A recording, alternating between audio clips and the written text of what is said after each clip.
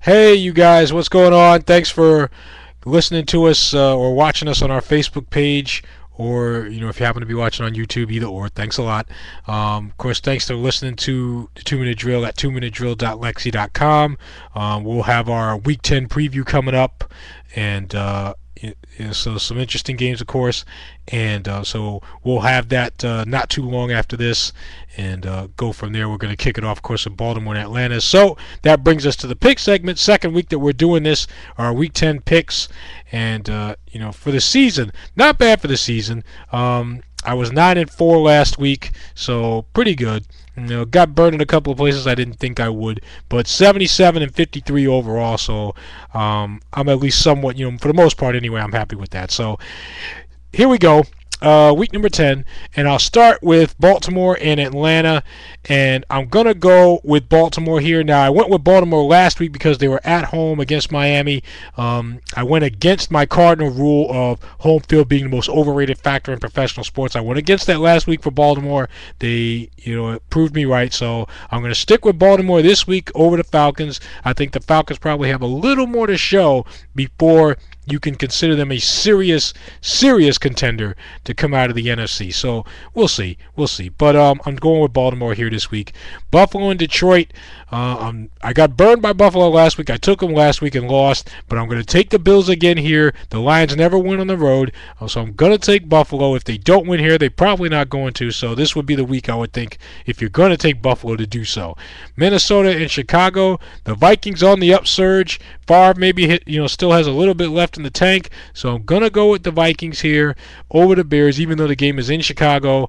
I'm still gonna take my chances here and go with the Vikings. Jets and Cleveland. I don't think the Jets will fall into the trap that both New England and New Orleans did, so I am going to go with the Jets here. Mangini, I'm sure it would be nice for Mangini to, beat his old team, that gave him his first head coaching job. So I think Cleveland will have some incentive, but in the end, I think, like I said, I don't think the Jets will fall into the trap of losing to Cleveland.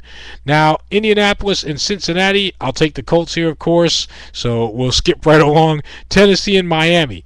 I took Tennessee here. Miami, they're going to have Chad Pennington starting. Chad Henne is being benched. So I just think Tennessee will have more than enough here to win. The game's in Miami, but like I said, I generally will not factor that in. I think Tennessee will probably be the better team on Sunday. Tampa Bay going up against Carolina. I'm taking Tampa Bay despite that loss to Atlanta last week. Carolina's got all kinds of issues right now, so you take the Bucks there. Jacksonville and Houston. I think Houston will have enough to win this game.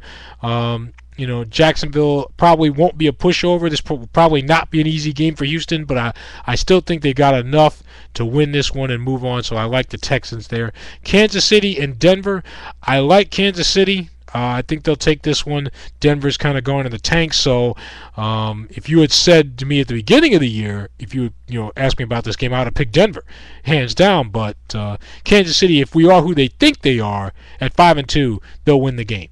So there you have it. New York, the Giants, that is, against Dallas. And as a Giants fan, I would love nothing more than to, step on the coffin, of the Cowboys on my way to the playoffs. So even if the same thing as with the Seattle game last week, where I said last week, even if I wasn't a Giants fan, I was going to pick the Giants in that game. The same rule applies here.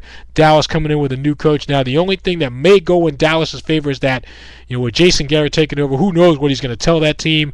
Who knows? They've got nothing to lose, so who knows what you're going to see from the Cowboys? But I still like the Giants here. Giants fan being aside. Let's see, Arizona and Seattle. I'm taking the Cards here. Seattle has gotten beat down the last couple of weeks. Even though Arizona's lost 3 in a row, I'm still going to take the Cardinals here and have pick them to beat the Seahawks. I just think Arizona will rebound and snap that 3-game losing streak. San Francisco and St. Louis. I'm going to take the Rams here. I know San Francisco's not that far off, but I think Bradford appears to be the real deal. So I'm going to go with the Rams at home. I'm sorry, on the road rather. The game's in San Francisco, but I'm still going to go with the Rams and go from there. Pittsburgh and New England. This was by far the toughest game for me. I'm sure for a lot of other people as well. But going with the Steelers here, not because New England lost to Cleveland, but just because I think, with Pittsburgh, I think they'll find a way to win this game somehow. And in New England, probably not the New England Patriots of years past, so I'm going to go with the Steelers here on Sunday night. Monday night, Philly and Washington. I think the McNabb factor will not be a factor here.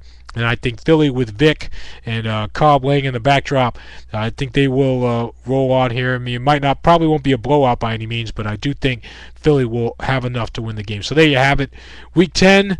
And so thanks to you guys once again for watching on Facebook or on YouTube even, or just on the website 2minutedrill.lexy.com. Our Week 10 preview will be coming up a little bit later on. So once again, thanks to all the subscribers for listening in. So until Sunday night, I will catch you later. But of course, you want to post a comment, please do so. But once again, thanks a lot.